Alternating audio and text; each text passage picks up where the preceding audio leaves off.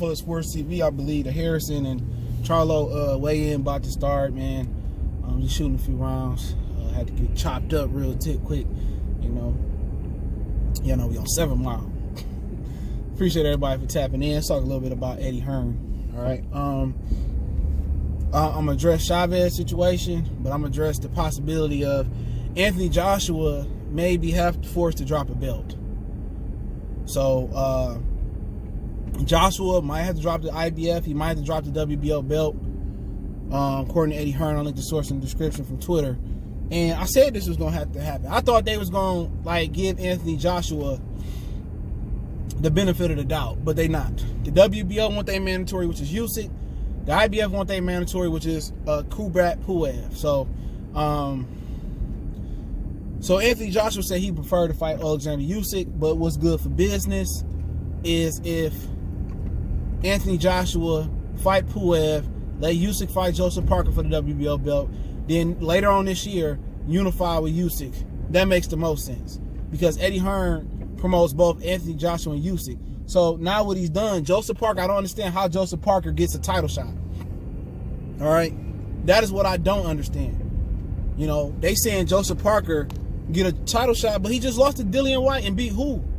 How does Joseph Parker come off a loss to Anthony Joshua, Dillian White, and beat whoever he beat, which is absolute nobody, and become a mandatory? And Pulev is utter trash. You know what I mean? But the great thing of Anthony Joshua, which Eddie Hearn is not going to let happen, in my opinion, the great thing is if Eddie Hearn or Joshua just want to fight Usyk for the WBO title, which it may be a better sell in the United Kingdom, and the IBF becomes vacant, that means you would have Adam Konowski versus Pulev probably on the Wilder Fury 2 undercard. And if Wilder can be successful, I think Konowski got a higher success rate of winning than Wilder do for Fury.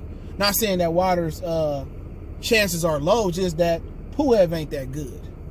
All right, and he older, and Konowski, he got a great style for Adam Konowski. You know what I'm saying? Older guy, Konowski should run him out the ring in a few rounds. But that's the great thing about it. And then, you know, Konowski and Wilder can unify. So then you're really talking about 50-50.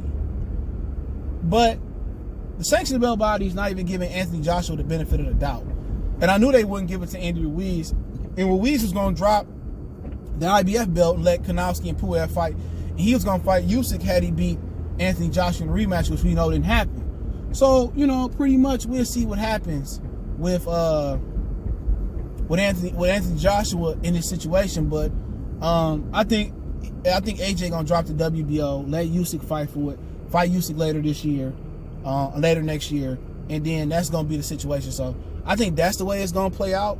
I definitely could be 100% wrong about that, because what if Bratsworth Pulev, he don't sell in the UK? You know what I'm saying? Okay, right.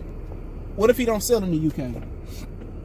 What if they need to do good pay-per-view number? Even though AJ done broke a pay-per-view number, he done broke pay-per-view records in the UK. Maybe they want to keep that momentum going with Pulev. So we have to see what happens with that. But I do think AJ dropped the WBO, come back, recoup it versus Usyk later in the year, and that'll be his 2020. I think it's going to be Pulev, then Usyk. But neither the WBO or IBF is budging for Anthony Joshua, so he don't get the privilege that I thought he'd get. But, you know, another reason that sanctioning belt bodies just suck. You know what I'm saying? But if it comes to us getting a co-main event of a heavyweight title clash, so you will have Wilder and Fury battling for the WBC and Konowski and Pulev battling for the IBF if AJ drops the IBF belt. I think that'd be great for boxing. But Eddie Hearn not doing Al Heyman no favors, and Eddie Hearn not doing no favors to Al Heyman or Bob Arum with some stupid traffic. Somebody holding up traffic for no reason. I'm not in a rush. But that's just the situation. So we're gonna have to wait and see what happens with that. But hopefully Joshua will make the versus. Like I said before, I give a fuck less about Wilder Fury. I can care less about Joshua and Wilder now. all this, oh, I'm willing to get 50-50. I'm not talking about that. We've been talking about this for 2 years now. My channel is not about to be based on Eddie Hearn and them and talking about 50-50. We're talking real boxing news. But let's talk a little bit about Chavez now. People ask me about Chavez and Jacobs. If I'm not doing nothing tonight, which is probably not a possibility, I probably, bare minimum before I watch the Chavez and Jacobs, bare minimum, I'm going to probably play Call of Duty Modern Warfare, all right?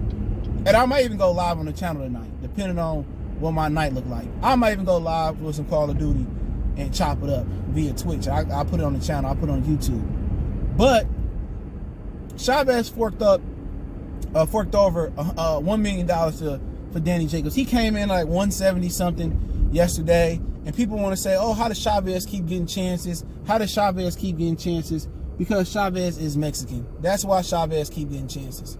All right, that's just the bottom line of it. Chavez keep getting chances because Chavez is Mexican. So at the end of the day, you know, people want to keep asking the question that they know the answer to. He's a legacy. His father's one of the greatest fighters of all time. This is why he can get away with it. Now, Danny Jacobs telling Gabriel Rosado, you do nothing for me. You bring nothing to the table. I don't want to fight you or none of that nature. The reason he says that is because it's true. Chavez bring a good payday because he got a Mexican name. Danny just getting paid a tune-up fight off of Brown and Black. All right? I'm not mad at Danny Jacobs. He acknowledged to say Al Heyman's still on the team and all of that. But at the end of the day, Chavez came in like 5 or 6 pounds heavier, whatever it was. He gave Danny an extra $1 million. Why would you be? Why do I even care? He come in 20 pounds overweight. Danny Jacobs still should win this fight. He get chances because he Mexican and who his father was. So if you want to fork over $1 million of his purse, hey, so be it. Because you don't want to be dedicated to the sport. You're not taking it serious. And according to Eddie Hearn, Crawford and the Mean Machine only sold 4,000 tickets, and they already sold double that at Madison Square Garden. I mean, double that somewhere in Arizona. Do I really believe Crawford only sold 4,000 tickets? I'm not sure. I'm not sure. I mean, they might as well have that in the theater room then. I don't believe they only sold 4,000. Eddie Hearn is a pilgrim. You know, you can't believe everything he say. He's a pilgrim, you know. But at the end of the day, let's talk about Eddie Hearn a little bit more on my way to my destination. And for people that don't understand, Eddie Hearn has the most performance-enhancing drug guys that's been popped in boxing. I mean, you look at it. Chavez Jr., he just ducked the drug test. Whatever you want to say about him, he ducked the drug test. You know, he refused to take a drug test. Oh, is Danny getting tested? Don't care. He ducked the drug test. He worked. Joseph Parker, another guy he worked with, missed the drug test. Alexander Povetkin got popped. Billy Joe Saunders got popped. Who else? Dillian White been popped twice. You know what I'm saying? I'm probably forgetting some guys in there as well too. You know, he signed Luis Ortiz, another guy. He was on Matchroom, got popped at one point. So Jarrell Miller, another guy that got popped before he even signed him. He got popped when he was a kickboxer. So we talking about, you know, Eddie Hearn is just a cancer, bro.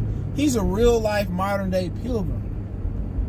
You know what I'm saying? And you don't know if to believe him or not, or to believe him.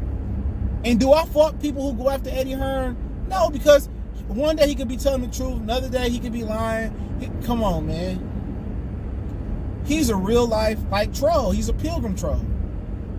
And you want to talk about the American drug testing and testing in America? Dude, you got an all-star PED team. You know what I'm saying? You got their Russian Olympic team. Shit. You know what I'm saying? You know, you want to sit here and act like you're innocent. You know, but you signed every PED. You had damn near every PED offender in the heavyweight division inside the top 10. And you keep giving them contract. You keep giving them chance after chance. So, you know, Eddie Hearn can spare me. He truly can. Eddie Hearn can spare me.